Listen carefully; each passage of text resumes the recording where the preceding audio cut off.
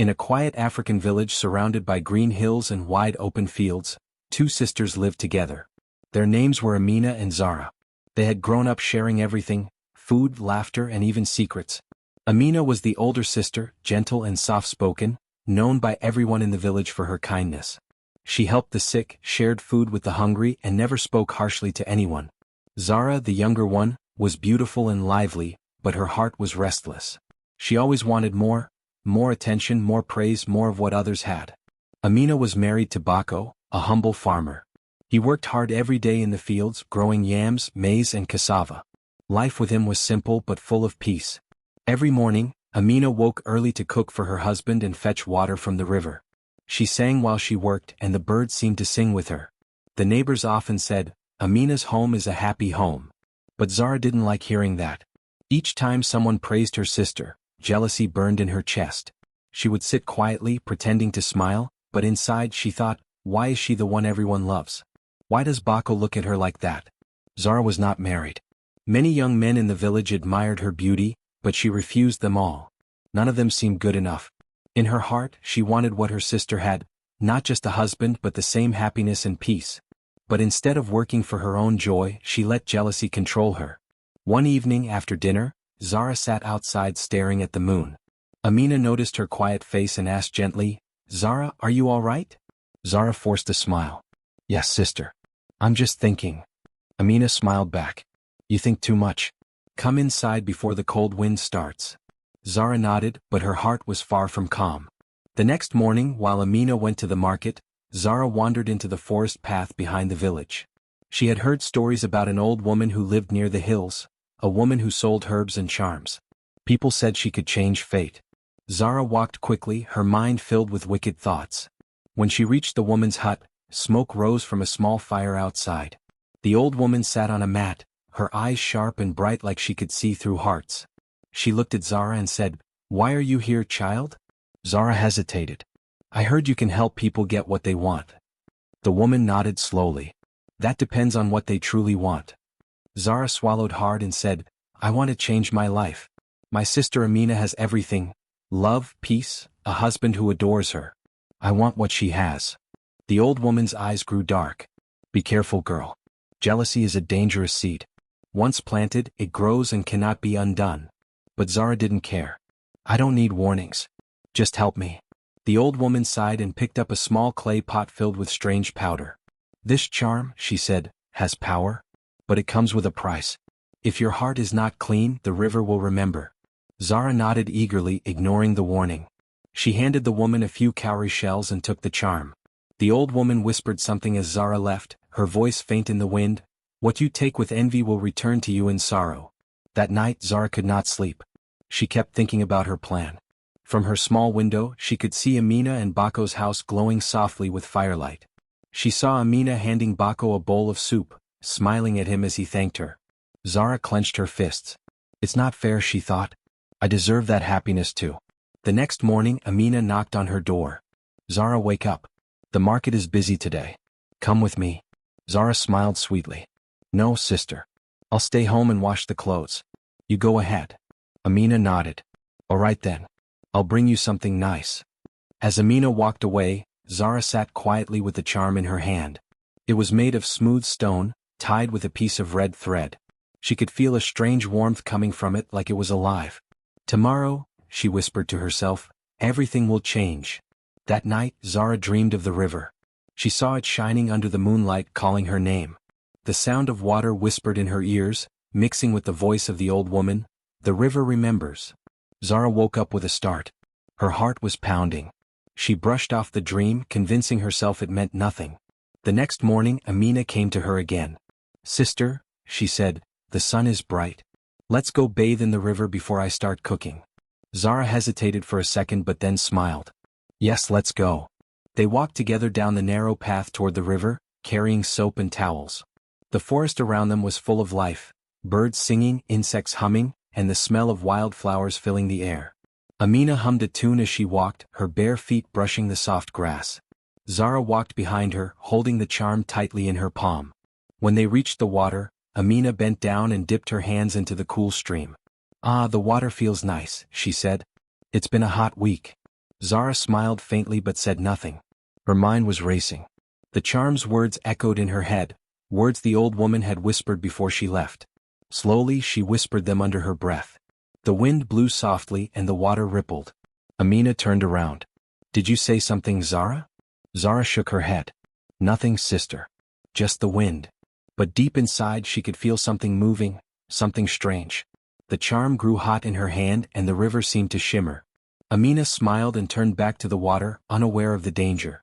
Zara took a deep breath, her eyes full of jealousy and fear. "Forgive me," she whispered, "but I must have my chance." The air around them grew still. The water began to glow faintly. Zara felt the charm's power rise, soft at first, then stronger. Amina looked down in surprise as her reflection in the water blurred. Before Zara could think twice, the charm slipped from her hand and fell into the water. There was a flash of light, a strange sound, and Amina gasped.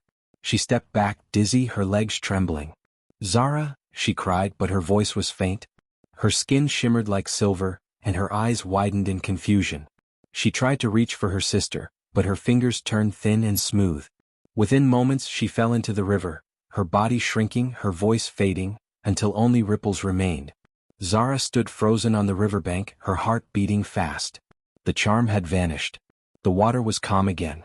For a long time she stared at the river, trembling. Then she whispered, "It's done." She turned away quickly and ran home, tears streaming down her face. But those tears were not from guilt, they were part of her plan. When she reached home she screamed, "Amina has fallen. My sister drowned in the river." The villagers rushed to the river but they found nothing. No body, no trace, just silence.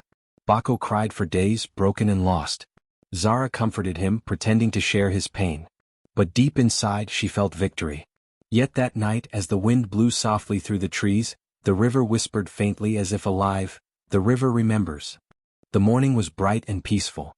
The sky was clear, and the birds sang softly above the small African village. Amina woke early as always, sweeping the front yard and humming a gentle tune. Zara watched her from the doorway, pretending to smile. But behind that smile was a plan she had thought about all night. The charm she bought from the old woman lay hidden under her wrapper. Every time she touched it, her heart beat faster. When Amina finished her chores, Zara spoke sweetly. "Sister, it's been so hot these days. Why don't we go to the river and bathe? The cool water will feel nice." Amina turned and smiled warmly. "That's a good idea, Zara. It's been long since we went together. Let me get the soap." Zara nodded, pretending to be calm, though her hands trembled slightly.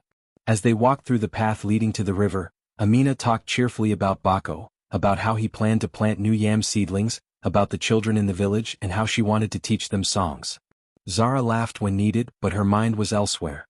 She could hear the old woman's voice in her head, "If your heart is not clean, the river will remember." The river lay quiet under the sun, sparkling like a silver snake winding through the green forest. The air was fresh and butterflies danced over the water. Amina set her soap and cloth on a rock and knelt to touch the cool water. She smiled. "Ah, it feels so nice. I love the smell of this river." Zara forced a smile and bent beside her.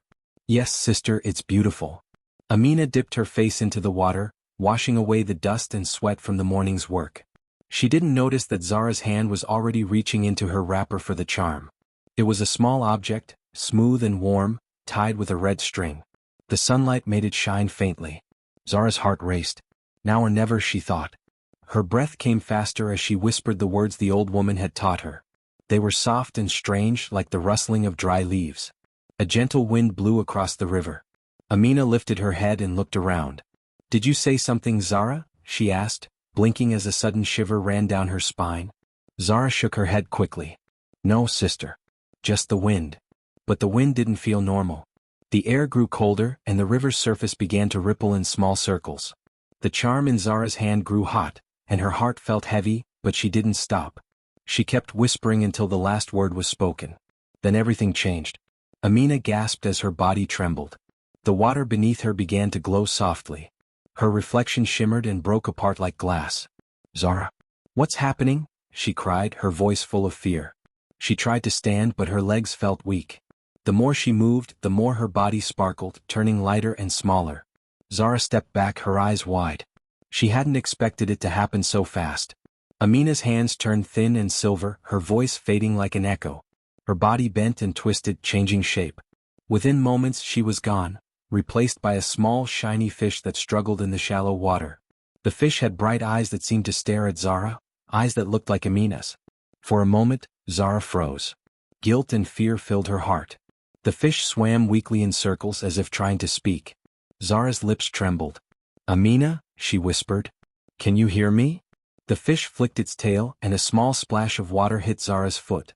She stepped back quickly, shaking her head. "No. No, it's done," she whispered to herself. It had to be done. The river was silent except for the sound of flowing water. The fish swam away slowly, disappearing into the deeper part of the stream. Zara stood there for a long time, breathing hard. Then she threw the charm into the water as if to hide her sin. "No one must ever know," she whispered. After a few moments she began to cry, loud, fake cries that echoed through the forest. She tore her wrapper and ran toward the village, shouting, "Help! Help! My sister has drowned." Amina fell into the river. The villagers came running. Old men, women, and children gathered around as Zara led them to the riverbank. She pointed to the spot where Amina had vanished. She slipped and fell. "I tried to save her, but the water took her away," she cried, falling to her knees. Bako came rushing through the crowd, his eyes wide with fear. "Where is my wife?" he shouted, pushing through the people. "Where is Amina?" Zara threw herself into his arms, weeping. "I tried, Bako. I tried to hold her, but she slipped. The river took her before I could do anything." The villagers began to search the water. They called Amina's name again and again, but there was no answer, only the sound of water flowing. After hours of searching they found nothing. No clothes, no body, only silence. Bako sat by the riverbank, broken and helpless. He held Amina's headscarf in his hands, crying quietly. "Why, Amina? Why did you leave me?" he whispered. The villagers consoled him and some tried to comfort Zara too. They said, "You did all you could, poor girl." Zara nodded and wiped her fake tears. "She was my sister," she said softly. "I loved her." But deep inside, her heart was not at peace. That night, the village was silent. The moonlight shone softly through the windows. Bako sat alone outside his hut, staring at the stars. In the distance, the sound of the river drifted through the air. It seemed to whisper something, a soft, haunting sound. Zara heard it too. She couldn't sleep. Every time she closed her eyes, she saw the fish, the same bright eyes that looked like Amina's. She turned in her bed, covering her ears. "It's just the wind," she told herself. But when she listened closely, she heard a faint voice in her head. "The river remembers." The next morning, Zara tried to act normal. She cooked food for Bako, brought him water, and spoke kindly. The villagers praised her for being a strong sister. But Bako barely ate. He spent most of his days near the river, hoping Amina's body would return.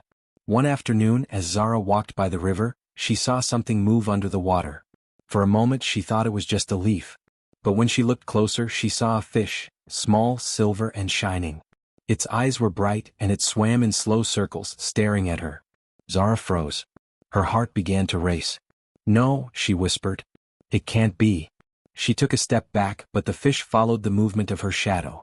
It looked almost sad, almost human. She threw a stone into the water, but the fish didn't swim away. It just stayed there watching her. Zara turned and ran, her feet stumbling on the path. She didn't look back. That night she dreamed again. She was standing by the river, and Amina's voice whispered from the water, "Sister, why did you do this?" Zara woke up sweating and crying. She looked around the room, it was empty. But she could still hear the faint sound of flowing water outside. Days passed, and Zara tried to comfort Bako more and more. She cooked his meals, cleaned his house, and spoke softly to him. Slowly he began to trust her, believing she truly shared his grief. Some villagers even started saying, maybe Zara should stay with Bako. After all, she loved her sister and wants to take care of him. Zara smiled politely when they said that, but inside, her heart felt hollow. She had gotten what she wanted. Amina was gone, and Bako was close to her now. But each night, when the wind blew and the river's sound reached her ears, she felt the same chill. Because deep down, she knew something the others didn't. Amina wasn't truly gone. She was still there, beneath the water, watching, waiting, and remembering. Months had passed since Amina's disappearance, and life in the small village slowly returned to normal. The people had stopped talking about the tragedy at the river, though some still said the water carried strange whispers at night. Bako had grown quieter. His eyes no longer shone with laughter. Every morning he went to his farm in silence and came home without joy. Zara stayed close to him, pretending to comfort him, bringing him food and speaking softly. She acted like a good wife, but in her heart she knew her peace was built on a terrible lie. One evening after the harvest festival, Bako finally agreed to marry Zara. The elders said it was the right thing to do. Zara has no one else, they told him. And Amina would have wanted her sister to be cared for. Bako nodded weakly. His heart was still heavy, but he believed life must go on. The wedding was quiet. The drums beat slowly, and the villagers clapped as Bako placed a necklace around Zara's neck. She smiled proudly, though her eyes darted toward the river in the distance. She tried to push away her fear, but the sound of flowing water seemed louder than the music. That night, while everyone danced, the river glimmered under the moonlight. Deep beneath its surface, a small silver fish swam slowly. It was Amina. Her life as a fish was lonely and painful. She could not speak to the people she loved or touch the land she once called home. Sometimes she would swim close to the riverbank watching Bako from afar. When she saw him with Zara, her heart ached like a deep wound. "Why, sister?" she whispered one night, her tiny voice carried by the ripples. "Why did you do this to me?" Days turned into weeks and weeks into months. Amina grew weaker and sadder. She often stayed near the same large rock by the river's bend, the place where she had been transformed. The other fish in the river swam around her, but none understood her sorrow. Then one early morning when the mist still hung low above the water, an old fisherman named Kolo came to the river. He was a quiet man with gray hair and kind eyes. He had been fishing there for many years and knew every sound the river made.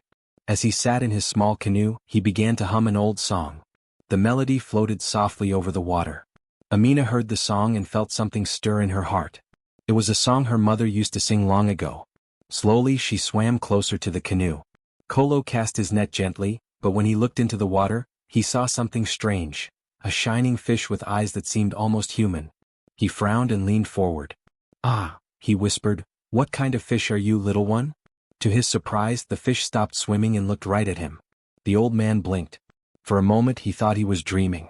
Then, faintly, he heard a soft voice rise from the water. "Please don't be afraid." Kolo froze, his hands trembling. Who said that?" "It's me," the voice replied. "I'm not just a fish. My name is Amina." The old man's eyes widened. He looked around but no one was there except the fish. "This can't be," he whispered. "A fish speaking?" "I was once a woman," Amina said sadly. "My sister turned me into this. She wanted my husband Bako. Please, kind man, believe me." Kolo's heart pounded. He stared at the shimmering creature before him. Her scales glowed softly under the sunlight, and her eyes were full of pain. He could see truth in them. "If this is true," he said slowly, "then you have suffered greatly. But why come to me?" "Because you are kind," she said. "I've watched you for many days. You never harm more fish than you need. You always thank the river before taking anything from it. The river spirits listen to people like you." Kolo bowed his head, humbled. "If what you say is true, child, I will help you. Tell me what I must do." Amina swam closer. "You must go to the village priest," she said softly. "Tell him that the river holds a woman's spirit. You will know what to do. But you must not tell my sister. If she finds out, she will try to stop you." Kolo nodded slowly. "I will go," he promised. "But first tell me your story so I can speak truthfully to the priest." And so Amina told him everything, how Zara had tricked her into going to the river, how she whispered strange words, how her body turned cold and light until she became a fish. She spoke of watching Bako cry by the river and how Zara's lies had fooled everyone. Kolo listened in silence, tears gathering in his old eyes. When she finished, he said softly, "This world can be cruel, but the river remembers every wrong. Do not lose hope, Amina. The spirits will hear you through me." Before leaving, Kolo reached into the water and touched the surface gently. "Stay near this rock," he said. "I will come back soon." Amina nodded, her fins brushing against the ripples. "Thank you, Kolo. May the river bless your heart." That night, Kolo returned to the village. He went straight to the home of Chief Duro, the village elder, and told him everything he had seen and heard. At first, the chief didn't believe him. "A talking fish?" he said, shaking his head. "Old man, you've been in the sun too long." But Kolo's voice was firm. "I swear by the river and my ancestors I speak the truth. The fish had the eyes of a woman. Her name is Amina. And she says her sister Zara used dark magic to take her place." The chief frowned. Zara is married to Bako now. These are serious words, Kolo. If you are wrong, this could bring trouble. I am not wrong, Kolo said. If you doubt me, come to the river tomorrow at sunrise. Let the priest hear her voice himself. The chief agreed, and word soon reached the priest, a wise man named Father Malu. He had served the village for many years and knew the old ways. He believed that spirits sometimes spoke through nature. I will go with you, he said. If this is true, the river will show us a sign. That night, while the village slept, Kolo sat by the river once more.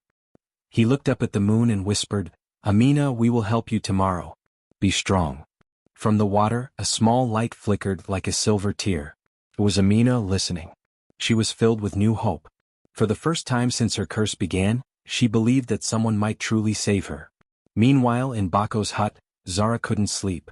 She kept hearing whispers in her dreams, the sound of flowing water and her sister's voice calling her name. She woke in fear and went to the window. The river shimmered under the moonlight, and she thought she saw something move in it, a small glowing fish that seemed to be watching her. Her heart beat fast. No, she whispered. It's just my mind. But deep down she knew the truth, the past was not buried. The river had not forgotten. And far away, under the same moon, Amina swam in circles around the big rock, whispering softly, Thank you, Kolo. Tomorrow will bring truth. The next morning came with soft sunlight over the village. The air was cool and the birds sang gently on the trees. Kolo woke early and carried his fishing stick, though he had no plans to fish that day. He was going to the river, but this time not for food, he was going for truth. He stopped by the house of the village priest, Father Malu, a wise and calm man who was respected by everyone. When Kolo told him again about the talking fish, Father Malu listened quietly, his eyes serious. Old Kolo, he said softly, I believe your heart is honest. If this is the work of dark power, the river will tell us. The spirits of truth never sleep. By mid-morning they reached the riverbank. The chief and a few elders also followed, curious but cautious. They stood quietly, watching the slow movement of the water. The river was peaceful, but there was something strange in the air, a soft humming sound that no one could explain. Father Malu stepped forward, holding a long staff made of wood. He dipped it into the water and whispered an old prayer. His voice was deep and calm. Spirits of the river, keepers of life and truth, show us what has been hidden. If a heart has been wronged, let justice rise like the morning sun. The wind grew stronger. The trees around the river bent slightly and ripples spread across the water. Kolo stood beside him, holding his breath. Then, from the middle of the river, a faint light began to glow, soft and silver, just like moonlight. The villagers gasped. What is that? The chief asked in surprise. Kolo stepped closer. It's her, he whispered. It's Amina. The light grew brighter. Everyone could see the shape of a small fish swimming slowly toward the bank. Its scales shimmered like stars. Then something magical began to happen. The water around it started to swirl gently, forming circles of light. The fish stopped moving and its body began to change. Father Malu lifted his staff high and continued praying. Truth does not drown and love does not die. Let the innocent be free. The air around the river turned cold. The water bubbled softly, and the light spread until it covered the whole bank. The villagers stepped back, afraid yet amazed. The fish's tail stretched into legs, the fins melted into hands, and slowly, very slowly, a figure rose from the water. It was Amina. Her eyes were closed, her clothes made of silver mist, and her hair floated behind her like water itself. The crowd gasped again. Even the wind seemed to stop for a moment. Then, as she took a breath, the mist faded and she stood there, weak but alive, human once more. Kolo fell to his knees, tears running down his face. Praise be to the river spirits, he said softly. She's free. Amina opened her eyes slowly. She looked around, confused at first, then smiled weakly at Kolo. You kept your promise, she said in a tired voice. The old fisherman nodded. Yes, child. Truth always finds its way. The villagers whispered among themselves. Some were afraid, others were amazed. The chief stepped forward and said, We all thought you were dead, Amina. The river has spoken. Tell us what happened. Amina looked down at her hands and took a deep breath. It was my sister, she said quietly. Zara used a charm to turn me into a fish. She wanted my husband, Bako. The crowd gasped again.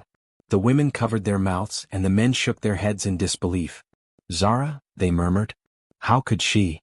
Father Malu raised his hand for silence. The spirits have revealed the truth, he said. Now the matter must be brought to light before all. Just then someone shouted from the path. It was Bako running toward the river. He had heard the villagers calling his wife's name. His feet kicked up dust as he rushed forward. When he reached the riverbank he stopped and stared. His eyes widened, his mouth trembling. "Amina?" he whispered, afraid to believe what he saw. She turned and looked at him, tears filling her eyes. "Yes, Bako. It's me." Bako's heart stopped for a moment. Then he ran to her and wrapped her in his arms, crying loudly. "I thought you were gone forever," he said, holding her tightly. "I searched and searched.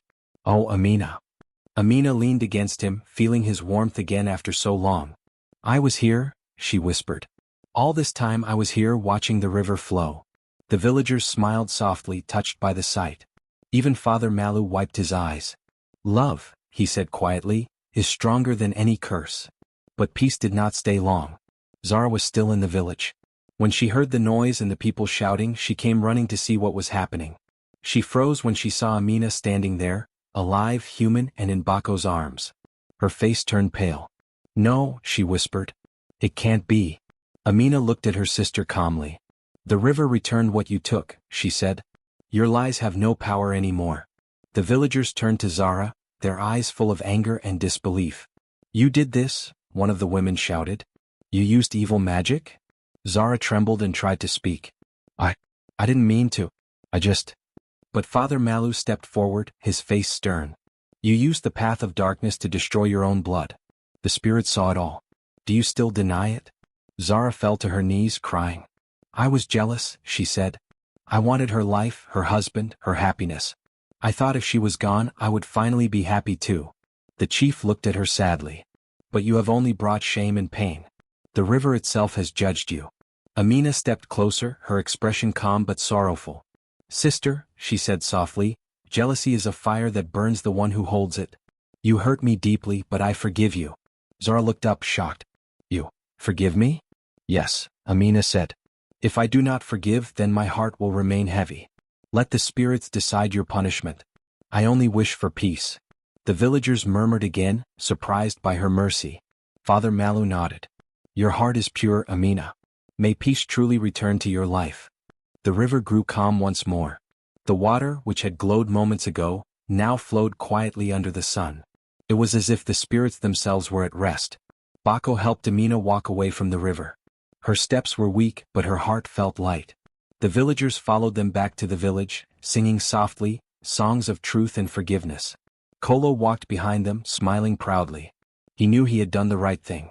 The priest laid his hand on the old man's shoulder and said, "The river remembers those who act with kindness. You have brought justice today." By evening, Amina and Bako sat outside their home together. The sunset painted the sky in gold and red. Bako held her hand and said quietly, "I don't know how to thank the spirits for bringing you back." Amina smiled. "Just live with love and truth, Bako. That's all the river asks of us." Far away, Zara sat by herself near the same river where everything had begun. She stared at the water, crying silently. The river reflected her face, sad and broken. She whispered, "Forgive me, Amina. I lost everything because I couldn't love enough." The wind moved gently across the water, carrying the faint sound of Amina's voice, warm, forgiving and kind. "It is over now, sister. Let your heart rest." And as the night settled over the village, the river shimmered one last time, not with pain but with peace. The days that followed were calm, yet heavy with emotion. The village had not seen such a miracle in many years, and people still whispered about the woman who returned from the river. Some said the spirits had blessed her because of her pure heart. Others said love itself had broken the curse. Whatever they believed, everyone agreed that Amina was not an ordinary woman anymore. Zara, on the other hand, could not sleep. Every time she closed her eyes, she saw her sister's face in the water, kind but sad. She remembered how Amina had looked at her and said, "I forgive you." Those words kept echoing in her mind, burning through her guilt. She had what she once wanted, a home, attention and respect, but it all felt empty now. The villagers no longer smiled at her. They spoke to her politely, but their eyes held disappointment. One morning Zara walked to the river alone. The air was cool and mist floated above the water.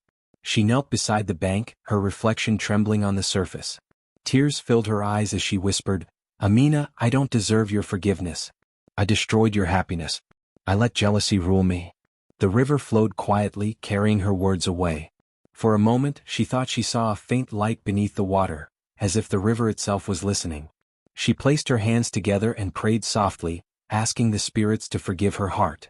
At the same time in the village, Amina was slowly regaining her strength. Her days were simple again, sweeping, cooking and tending the garden, but everything felt new. Each time she looked at the sun, she felt grateful for the second chance life had given her. Bako stayed by her side always. He often said, "Each time I see you smile, I know the gods still bless this house." But Amina's heart still felt heavy when she thought of Zara. She knew her sister's jealousy came from pain and emptiness, not pure evil. Deep inside, Amina wished she could help her heal. So, one afternoon she decided to visit her. Zara was sitting outside her hut, staring at the ground. When she looked up and saw Amina walking toward her, she froze. Her heart pounded in fear and shame. "Why are you here?" she asked softly. Amina smiled gently. "Because you are my sister," she said. "And because I want peace, not hate." Zara's eyes filled with tears. She stood slowly, her hands trembling. "You should hate me, Amina. I took your life away. I turned you into a creature. I made your husband believe you were gone." Amina shook her head. "I was hurt, yes. But hate cannot heal. I've learned that jealousy destroys more than magic ever can. It eats the heart little by little until nothing is left. I won't let it eat mine." Zara broke down crying. She fell to her knees and grabbed Amina's hands. "Please forgive me again," she begged. "Not just with words, forgive me truly. I don't want to live with this pain anymore." Amina knelt beside her and hugged her tightly. "You are already forgiven, Zara," she whispered. "But you must also forgive yourself." The two sisters cried together for a long time. The wind blew softly through the trees, carrying their tears and words away. It was as if the earth itself was sighing in relief. When they returned to the village together, people stopped and watched. Some were surprised, others smiled quietly. For the first time in many months, the two sisters walked side by side again. Later that evening, Bako joined them by the fire. He was a man of few words, but his heart was gentle. He looked at Zara and said, "You have done wrong, but you came back to truth. Let the past go. Let us live as one family again." Zara nodded, tears still in her eyes. "Thank you, Bako. I will spend my life making things right." That promise became true. Over the next months, Zara began helping Amina and Bako with their work. She stopped thinking of riches or beauty and started focusing on kindness.